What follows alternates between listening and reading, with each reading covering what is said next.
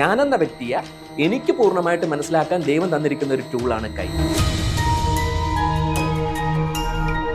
അങ്ങേടുത്തും ഈ പ്രേക്ഷകരെടുത്തും ഞാൻ പറയാൻ ഉദ്ദേശിക്കുന്നത്, സ്വന്തം കൈ നോക്കി മിനിമം അവനവന്റെ കാര്യങ്ങളൊക്കെ മനസ്സിലാക്കാൻ കഴിഞ്ഞാൽ നമുക്കതുകൊണ്ടാവുന്ന നേട്ടം വളരെ വളരെയാണ്.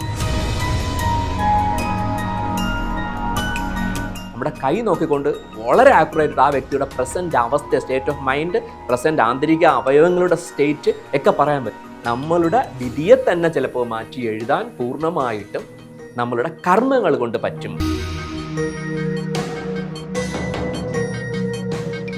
ഈ മാനിഫെസ്റ്റേഷനും ഈ ഹസ്തരേഖയും നമ്മൾ എന്തെങ്കിലും ഒരു സാധ്യത ഉണ്ടോ? ഇപ്പം മാനിഫെസ്റ്റോ എന്ന് പറയുമ്പോഴേക്കും നമുക്ക് ഒരു പ്രധാനമന്ത്രി അല്ലെങ്കിൽ പ്രൈം മിനിസ്റ്റർ ആവണമെന്ന് ഒരു 50 ആൾക്കാർ ഒരേ സമയത്ത് മാനിഫെസ്റ്റ് ചെയ്താൽ നടക്കും. പുറത്തുള്ളവർ ഇപ്പം അങ്ങ് നേരത്തെ പറഞ്ഞു ഇതൊരു അന്ധവിശ്വാസികളാണ്, അല്ലെങ്കിൽ ബ്ലാക്ക് മാജിക് കാണിക്കുന്നവരാണ്. ഇപ്പം അത് മാറി തുടങ്ങി. അവർ ഇതിപ്പം ചികിത്സ ആയിട്ട് ബന്ധപ്പെട്ട് പറഞ്ഞു ഹസ്തരേഖ നോക്കുന്നു എന്ന് പറഞ്ഞു. എത്രത്തോളം സാധ്യതകളാണ് ഇപ്പം ഭാരതത്തിൽ അങ്ങനെ ചെയ്യുന്നുണ്ടോ, അതോ പുറം രാജ്യങ്ങളിലാണ് ഏറ്റവും കൂടുതൽ ചികിത്സയ്ക്ക് വേണ്ടിയിട്ട് നോക്കുന്നത് ഹസ്തരേഖ? ഓക്കെ നല്ലൊരു ക്വസ്റ്റ്യൻ ആണ്. ആക്ച്വലി ചികിത്സയ്ക്ക് വേണ്ടി ഇതിനെ യൂസ് ചെയ്യാമെന്ന് പറയുന്നു. മാത്രമല്ല പുറത്ത് പോലും ആൾക്കാർ, ഡോക്ടേഴ്സ് ഉൾപ്പെടെയുള്ളവർ നെയിൽസിന്റെ കളർ നോക്കിയിട്ട് അവർക്ക് രോഗാവസ്ഥ അറിയാൻ പറ്റും. ഇപ്പം നെയിൽസിന് നോർമലി ഒരു ലൈറ്റ് പിങ്കിഷ് കളറാണ് നമ്മളെ നെയിൽസിന് വരിക, മനസ്സിലായോ? ഇപ്പോൾ അതുപോലെ തന്നെ ഹൃദയരേഖയിൽ ഇപ്പോൾ ഹാർട്ട് അറ്റാക്ക് വരുന്ന വ്യക്തിയിൽ ഹൃദയരേഖയിൽ ഒരു ബ്രേക്ക് വന്നിട്ട് അവൻ അറ്റാക്ക് വരത്തുള്ളൂ, മനസ്സിലായോ? ഇപ്പോൾ ഹെഡ് ഇഞ്ചുറി വരാൻ പോകുന്ന അല്ലെങ്കിൽ ശിരോക്ഷതം വരാൻ പോകുന്ന വ്യക്തിക്ക് അതുണ്ടാവും. സൈക്കോളജിക്കൽ പ്രോബ്ലം ഉള്ളവരുടെ ഹെഡ് ലൈന് വളഞ്ഞ് തിരിഞ്ഞ് ഈ മൂൺ മൗണ്ടിലോട്ട് ഇറങ്ങുന്നത് കാണാം. അവർക്ക് മെന്റലി ഇൻസ്റ്റേബിൾ ആണ് അവർ. ഈവൻ അതിനേക്കാൾ കുറച്ചും കൂടെ കറൂഡായിട്ട് മൂൺ മൗണ്ടിനോട്ട് ലക്ഷ്യമാക്കി വളരെ ചരിഞ്ഞ് ഈ ആയുർരേഖയ്ക്ക് സമാന്തരമായി പാരലായിട്ട് ഇറങ്ങുകയാണെങ്കിൽ സൂയിസൈഡ് ടെൻഡൻസി ഉണ്ടാവും. ഇതൊന്നും ഒരിക്കലും തെറ്റത്തില്ല. ഇത് ഇറ്റ്സ് എ റിയൽ ഫാക്റ്റ് ആണ്.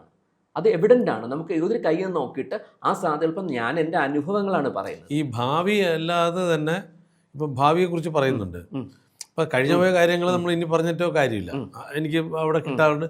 ഈ ഭാവി പറയുന്നതോടൊപ്പം തന്നെ ഇത്തരം കാര്യങ്ങളുണ്ട്. ഇതൊരു ക്ലബിങ് ആണോ ഇത്? തീർച്ചയായിട്ടും. ഭാവി പറയുക എന്നാൽ ഒരു പ്രഡിക്ഷനേക്കാൾ ഉപരി ഞാൻ എൻ്റെ രീതിയിൽ ഞാൻ പറയാൻ ഉദ്ദേശിക്കുന്ന ഒരു സോട്ട് അനാലിസിസ് ആണ്. ഒരു വ്യക്തിയെ പൂർണ്ണമായിട്ട് ഞാനെന്ന വ്യക്തിയെ എനിക്ക് പൂർണ്ണമായിട്ട് മനസ്സിലാക്കാൻ ദൈവം തന്നിരിക്കുന്ന ഒരു ടൂളാണ് കൈ. എൻ്റെ മനസ്സിൻ്റെ പ്രതിഫലനമാണ് എൻ്റെ കൈ. എൻ്റെ ബ്രെയിനിൻ്റെ റൂട്ട് മാപ്പാണ് എൻ്റെ കൈ, മനസ്സിലായോ? അപ്പോൾ എനിക്കൊരു അസുഖം, ഇപ്പോൾ എൻ്റെ ലിവർ ഫംഗ്ഷനാലിറ്റിയിൽ എന്തെങ്കിലും പ്രശ്നം ഉണ്ടെങ്കിൽ നോർമലായിട്ട് എൻ്റെ കൈ നോക്കുമ്പോൾ എനിക്കറിയാം, ഓക്കെ ഐ നീഡ് ടു ഈ സമയം എനിക്ക് കറക്റ്റായിട്ട് അതങ്ങനെ ഒരു പ്രശ്നം കാണിക്കുന്നെങ്കിൽ ഞാൻ എൻ്റെ ഫുഡ് ഹാബിറ്റ്സ് ചേഞ്ച് ചെയ്യണം, ഞാൻ സാത്വിക ഫുഡിലോട്ട് പോകണം, ഞാൻ രജസിക് ഫുഡ് സ്റ്റോപ്പ് ചെയ്യണം, അല്ലെങ്കിൽ താമസിക് ഫുഡ് കഴിക്കരുത് എന്ന തിരിച്ചറിവാണ് എന്നിൽ ഉണ്ടാക്കുന്നത്. അതുകൊണ്ട് തന്നെ ഞാൻ അങ്ങേടുത്തും ഈ പ്രേക്ഷകരെടുത്തും ഞാൻ പറയാൻ ഉദ്ദേശിക്കുന്നത്, സ്വന്തം കൈ നോക്കി മിനിമം അവനവൻ്റെ കാര്യങ്ങളൊക്കെ മനസ്സിലാക്കാൻ കഴിഞ്ഞാൽ നമുക്കതുകൊണ്ടാവുന്ന നേട്ടം വളരെ വളരെയാണ്. ഏറ്റവും ഷോർട്ട് സ്പാനിൽ, ഒന്നും കൂടെ പറഞ്ഞോട്ടെ, ഏറ്റവും ഷോർട്ട് സ്പാനിൽ ഒരു വ്യക്തിയുടെ പ്രസന്റ് അവസ്ഥയെ നമുക്ക് ഏറ്റവും ആക്യുറേറ്റ് പറയാൻ പറ്റുന്ന ഒരു ടൂളാണ് നമ്മുടെ കൈ. ഒരു ഡയബറ്റിക് ഉള്ള ഒരു വ്യക്തിയുടെ ബ്ലഡ് നമ്മൾ ചെക്ക് ചെയ്തിട്ട് നമ്മൾ പറയണം ഇത്രയാണ് അവനുടെ ഷുഗർ ലെവൽ എന്ന് പറയുന്നത് പോലെ തന്നെ നമ്മുടെ കൈ നോക്കിക്കൊണ്ട് വളരെ ആക്യുറേറ്റ് ആ വ്യക്തിയുടെ പ്രസന്റ് അവസ്ഥ, സ്റ്റേറ്റ് ഓഫ് മൈൻഡ്, പ്രസന്റ് ആന്തരിക അവയവങ്ങളുടെ സ്റ്റേറ്റ് ഒക്കെ പറയാൻ പറ്റും. എന്ന് പറഞ്ഞ് നമ്മളൊരു മെഡിക്കൽ ചെക്കപ്പോ നമ്മൾ മെഡിക്കൽ ട്രീറ്റ്മെൻറ്റോ വേണ്ട എന്നല്ല ഞാൻ പറയുന്നത്.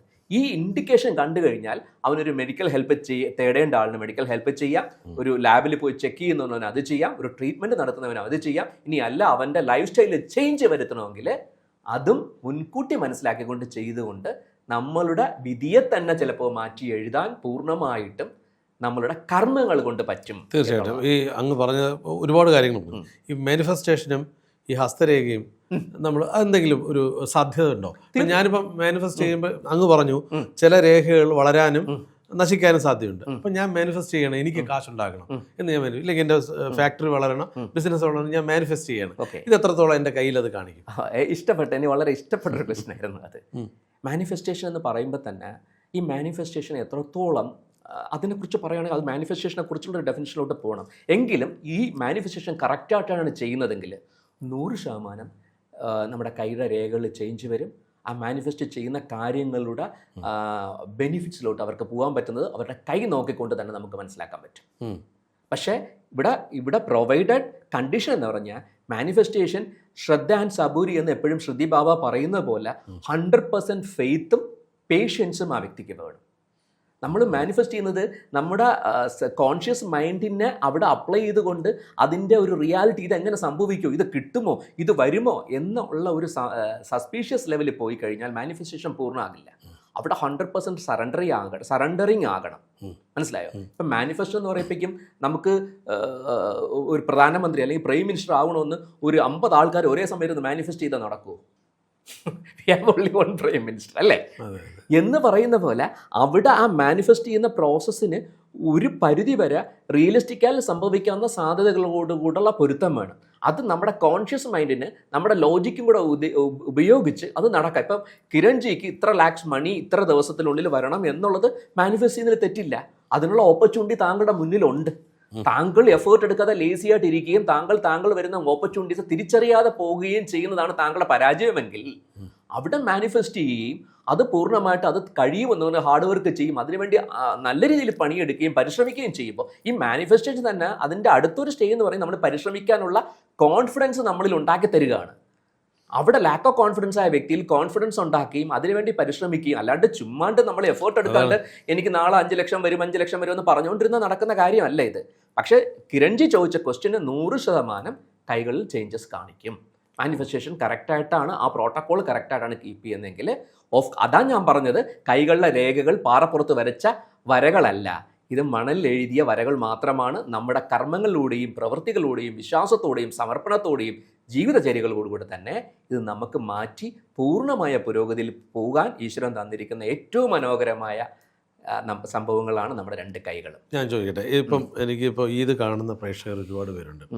അവരിപ്പം മാനിഫെസ്റ്റ് ചെയ്യുന്നവരുണ്ടാവാം, ലൈഫിൽ വേറെ രീതിയിൽ പോകുന്നതിന് ആഗ്രഹിക്കുന്നുണ്ടാവും. അപ്പം അങ്ങ് നേരത്തെ പറഞ്ഞ പോലെ നമുക്കിതൊക്കെ നേരത്തെ അറിയാൻ പറ്റിയാൽ നല്ലതായിരുന്നു. എനിക്ക് എൻ്റെ ഒരു അസുഖം വരാൻ പോകുന്നു അറിഞ്ഞു കഴിഞ്ഞാൽ ഇൻഡിക്കേഷൻസ്, അപ്പോൾ ഇത് പഠിച്ചാലല്ലേ അറിയാൻ പറ്റുള്ളൂ.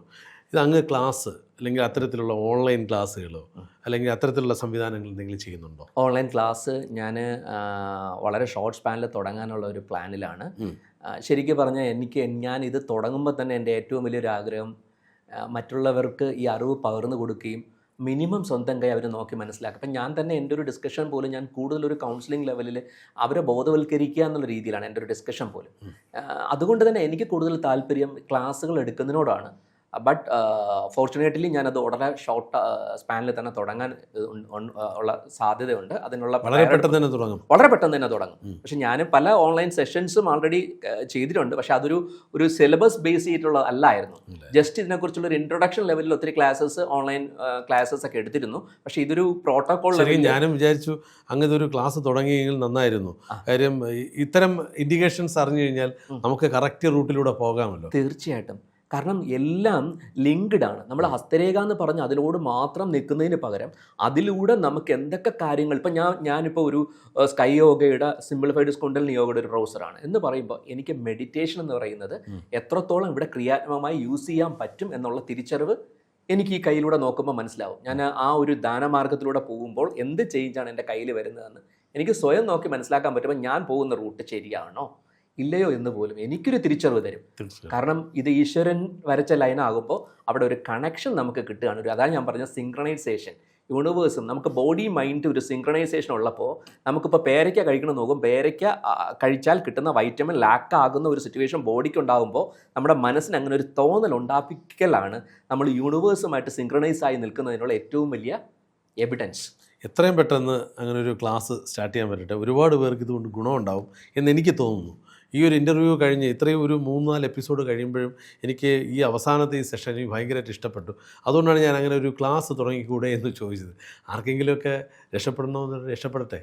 തീർച്ചയായിട്ടും. ഞാൻ അങ്ങേടുത്തും പറയുന്നതെന്ന് വെച്ച് കഴിഞ്ഞാൽ അമേസിങ് റേ എന്ന് പറയുന്ന ആ വെളിച്ചം, ആ എന്താ പറയുക, നമ്മുടെ ഇഗ്നോറൻസ് മാറ്റി ഒരു പുതിയ വെളിച്ചം മറ്റുള്ളവർക്ക് ഒരു അത്ഭുതപ്പെടുത്തുന്ന ഒരു റേ പോലെ അമേസിങ് റേ ചാനലും വളർന്ന് വലിയ രീതിയിൽ വരട്ടെ. അത് കുറച്ചും കൂടെ ക്ലാസ്സുകൾ ഞാൻ ഹസ്തരേഖ എന്ന് മാത്രമല്ല പല ഗുരുക്കന്മാരും ഇവിടെ വന്ന് ഇൻ്റർവ്യൂ ചെയ്യുന്ന കണ്ടിട്ടുണ്ട്. അവർക്ക് ജനങ്ങൾക്ക് യൂസ് ആകുന്ന രീതിയിലുള്ള ക്ലാസ്സസ് അങ്ങേക്ക് തന്നെ ഓർഗനൈസ് ചെയ്യുകയാണെങ്കിൽ അതിന് ഒരു സിസ്റ്റമാറ്റിക് പ്രോസസ്സിൽ കൊണ്ടുപോകാനും അങ്ങേക്ക് പറ്റും. അങ്ങയുടെ ചാനൽ ആ രീതിയിൽ കൊണ്ടുപോകാനുള്ള ഒരു ക്രെഡിബിലിറ്റി എടുക്കുകയാണെങ്കിൽ അതും തീർച്ചയായും ഗുരുക്കന്മാർ നമ്മളോടൊപ്പം ഉണ്ടെങ്കിൽ നമ്മൾ എല്ലാ കാര്യത്തിനും ഞങ്ങൾ മുൻപന്തിയിലുണ്ടാവും എന്നുള്ള ഒരു ഉറപ്പോടുകൂടി നമുക്ക് ഈ സെഷൻ അവസാനിപ്പിക്കാൻ തോന്നുന്നു. ജയ് സായിറാം. പ്രത്യേകിച്ചും ഇന്നത്തെ ഒരു ദിവസത്തിൻ്റെ ഇമ്പോർട്ടൻസ് പറഞ്ഞാണ് നമ്മൾ ഫസ്റ്റ് എപ്പിസോഡ് തുടങ്ങിയത്. അതെ. പിന്നെ അതോടൊപ്പം തന്നെ എല്ലാവർക്കും സർവ്വ ഐശ്വര്യങ്ങളും ഈശ്വരൻ്റെ അനുഗ്രഹം ഉണ്ടാകട്ടെ. അറിവുകൾ എന്നും നമ്മൾ ഓരോ നാളും നമ്മൾ അറിയാൻ ശ്രമിച്ചുകൊണ്ടിരിക്കുക. നമ്മൾ അറിഞ്ഞത് വളരെ കുറച്ച് കാര്യങ്ങൾ മാത്രമാണ്. അറിയാൻ പാടില്ലാത്ത കാര്യങ്ങൾ നമുക്ക് എല്ലാവർക്കും കൂടുതലുള്ളത്. അപ്പോൾ ഓരോ അറിവും ഓരോ ഗുരുക്കന്മാരും ഓരോരുത്തർക്ക് പകർന്ന അറിവുകൾ നമ്മുടെ ലോജിക്കും നമ്മുടെ ബുദ്ധിയും യൂസ് ചെയ്ത് നമ്മൾ മനസ്സിലാക്കുകയും അത് നമ്മുടെ ലൈഫിൽ നടപ്പിലാക്കാനുള്ള സിറ്റുവേഷൻ നമ്മൾ ഉണ്ടാക്കിയെടുക്കുക. എല്ലാവർക്കും ഈശ്വരൻ്റെ അനുഗ്രഹം ഉണ്ടാകട്ടെ. ജയ് സായിറാം.